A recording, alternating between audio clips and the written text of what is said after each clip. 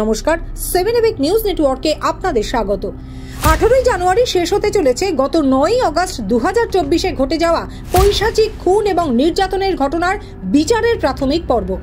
কলকাতা পুলিশের ধরে দেওয়া সঞ্জয় রায়কেই সেই নির্মম ঘটনার একমাত্র দোষী হিসেবে সাব্যস্ত করেছে কেন্দ্রীয় তদন্তকারী সংস্থা সিবিআইও। যে ঘটনায় তীব্র প্রতিক্রিয়া সৃষ্টি হয়েছে জনমানসে। আর ঘটনার পর ঐতিহাসিক রাত দখলের ডাক দেওয়া রিমঝিম সিনহা কিন্তু মোটেই অবাক নন সিবিআই এর ভূমিকায়, বরং তার দাবি শুধুমাত্র আরজি করের ঘটনার সঠিক বিচার নয়, সরকারের উচিত বাংলায় গড়ে ওঠা ধর্ষণ সংস্কৃতির বিরুদ্ধে অবিলম্বে ব্যবস্থা নেওয়া। দেখুন, রাত জাগার আন্দোলন শুধুমাত্র আন্দোলনের একটি অভিমুখ, এক ধরনের প্রোটেস্ট বলে ধরা যেতে পারে। রাত জাগা আমাদের কাছে ওই মিছিল করার মতন বা অবস্থান করার মতন একটি প্রক্রিয়া নিশ্চয়ই, কিন্তু শুধুমাত্র রাত জাগা দিয়ে আমাদের সমাজ বা মনন বদল সম্ভব বলে আমি কখনোই মনে করছি না।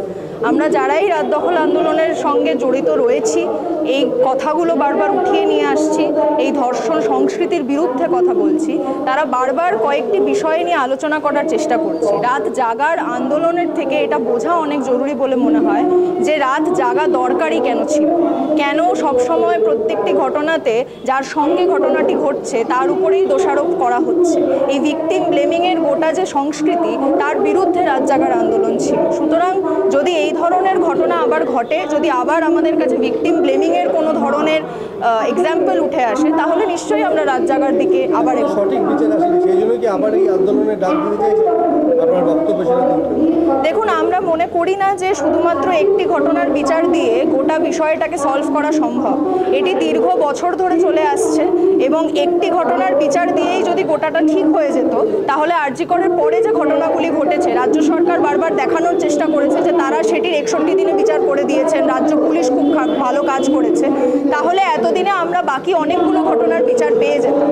আমরা বারবার বুঝতে পারছি যে যখনই আমরা এই সংস্কৃতির কথা বলছি, এই সংস্কৃতি আমাদের পরিবারের মধ্যে রয়েছে, এই সংস্কৃতি আমাদের সোশ্যাল সার্কেলের মধ্যে রয়েছে, সুতরাং একটি বিচার দিয়ে আমরা ক্ষান্ত থাকতে পারছি না।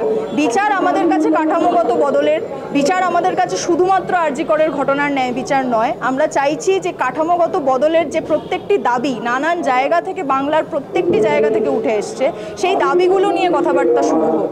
কারণ 5-6 কোটি মহিলা যখন এই বাংলায় রয়েছে, তাদের ভবিষ্যতের দায়িত্ব এই রাজ্য সরকারের অবশ্যই রয়েছে এবং তাদের এই দায়িত্ব অতি বিলম্বে নেওয়া উচিত। গৌতমী নাথ এবং মৃত্তিকা সেনগুপ্তের রিপোর্ট, 7 এবিক নিউজ নেটওয়ার্ক। আরও বিভিন্ন খবরের আপডেট জানতে হলে অবশ্যই সাবস্ক্রাইব করুন 7 এবিক নিউজ নেটওয়ার্ক চ্যানেলটি, কারণ আপনাদের একটা সাবস্ক্রিপশন আমাদের কাছে অত্যন্ত মূল্যবান। পাশাপাশি অবশ্যই ফলো করুন আমাদের হোয়াটসঅ্যাপ চ্যানেলটিও। জয় হিন্দ।